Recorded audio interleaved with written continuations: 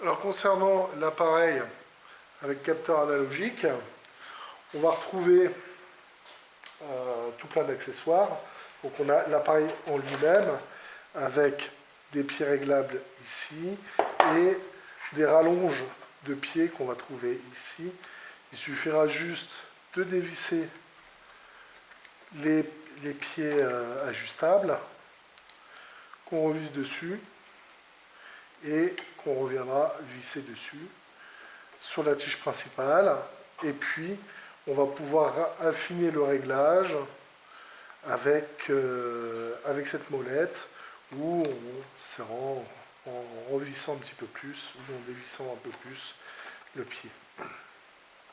Alors ça c'est bien pour s'adapter quand on a des chevilles qui dépassent beaucoup de la surface du support, alors, notamment quand on a des chevilles pour ITE. Donc on va utiliser aussi ce porte-outil qui va pouvoir prendre la tête des chevilles pour ITE, pardon. Et comme ça on pourra aussi, sans pour autant abîmer la tête, il suffira juste de dévisser cette partie-là. Par exemple, si on veut tirer sur des chevilles standards, et utiliser ce porte-outil qui viendra se visser à la place. Et puis, à l'instar d'un Hydrajose, d'un Dynatest, on a toute une série de porte-outils qui viennent se clipper ou sous les têtes de cheville pour pouvoir prendre avec cet outil-là. Voilà. Là, une version taraudée. On va visser sur la cheville, sur la tige filetée, et on va venir prendre ici. Donc, les appareils de type Hydrajose étant des appareils assez fragiles, on ne conseillera pas de tirer sur des scellements chimiques ou des goujons. Plutôt sur des chevilles métalloplastiques, SXR, du Expand, toutes les chevilles plastiques, SSX, du Power, etc. Et sur les chevilles pour isolation thermique par extérieur. Donc là, on a plusieurs types d'accessoires. Par exemple, pour une cheville femelle, type une petite EA2 de 8 ou de 6, on pourra faire un essai là-dessus aussi, par contre. Alors, pour connecter le capteur de manomètre sur l'appareil, rien de plus simple.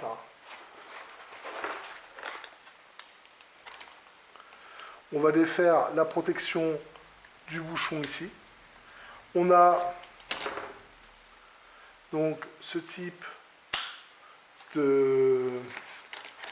d'emmanchement sur l'entrée de l'appareil. Là, c'est pareil. Ici, on enlève ça. Le capuchon de protection du manomètre. Et on va venir tirer en arrière le capuchon. On va venir se clipper dessus. Et toc, ça s'enclicte. Et c'est bon. Là, il est prêt à être utilisé. Pour la manœuvre, c'est simple. Eh bien, on utilisera ce volant-ci et qu'on viendra manœuvrer pour créer le tirage, l'extraction de la cheville par le biais de cet outil. Alors, concernant l'appareil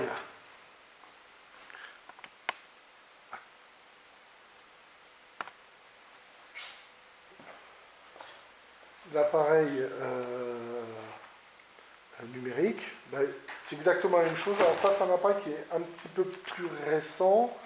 Les pieds ne se règlent pas tout à fait de la même façon, puisqu'il faudra ici enlever une goupille et on pourra venir régler la hauteur qu'on a besoin. Alors, il y a un peu moins précis en termes de réglage, donc je vais bien remettre, je ne suis pas en face. Par contre, c'est vrai qu'il faut bien mettre en face et on vient clipper. L'utilisation est identique. Ici, si on veut changer le porte-outil, il suffit de dévisser et de mettre,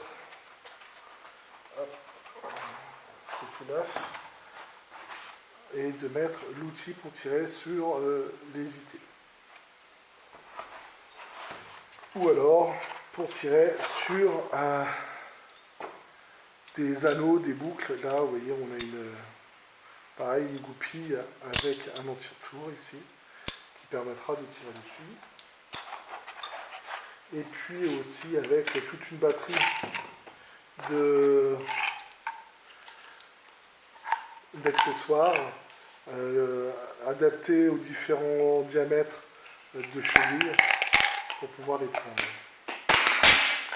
Voilà. Donc là, c'est des bagues fendues. Et là, ici, on a des bagues taraudées.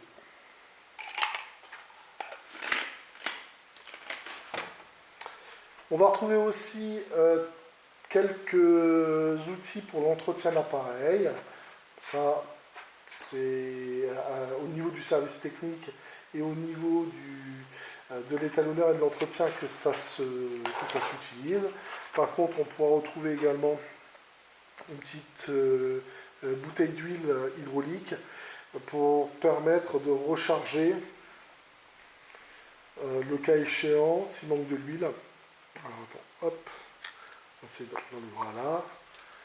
On a le même système qui est d'encryptage pour venir recharger le corps du vérin avec de l'huile si jamais il y a une fuite. La manipulation est identique. Alors, hop, on va venir ici. Il suffit de tirer en arrière et ensuite on libère le capteur. Et puis là, c'est pareil. On peut venir, vous voyez, juste comme ça, ça ne marche pas. Il faut vraiment tirer légèrement en arrière l'anneau. Voilà, on a la bague rouge là qui ça, et bon, on clip et c'est fini. Alors, pour l'utilisation du capteur, hop, on a le bouton on-off qui va se mettre en route.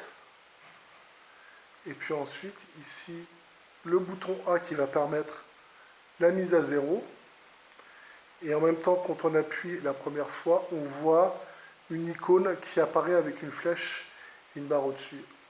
En fait, ça, cette icône va permettre, lorsque le capteur va mesurer la force de traction, d'enregistrer et de garder en mémoire la valeur la plus haute.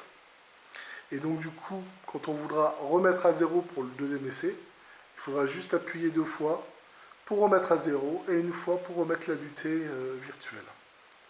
Et puis le bouton B, là, ici, quand on appuie 1 fois dessus, là, en fait, il est en kilonewton, quand on appuie 1 fois dessus, il passe en livre force, donc qui est du système impérial. Nous, ce qui nous intéresse, ce sont des kilonewtons. Voilà, c'est très simple. Et puis en fin de campagne d'essai, il faut penser à l'éteindre. Bon, il y a aussi une fermeture automatique lorsqu'il est à un certain temps inactif. Et sur le panneau arrière, vous trouverez le logement pour une batterie 9 volts. Donc il faut juste dévisser la petite vis ici pour avoir accès au logement et pour pouvoir changer sa batterie. Alors je vous conseille d'avoir 1 ou 2 batteries de rechange dans la voiture parce que l'hiver ce sont des batteries qui peuvent se décharger très rapidement. Si l'appareil prend un choc, une chute ou peu importe, ce qui peut arriver aussi, c'est que la batterie se désolidarise de la prise et donc du coup n'est plus en contact et donc il faudra ouvrir, reconnecter la batterie et refermer le clapet. Donc ça, c'est des petites choses qui peuvent arriver.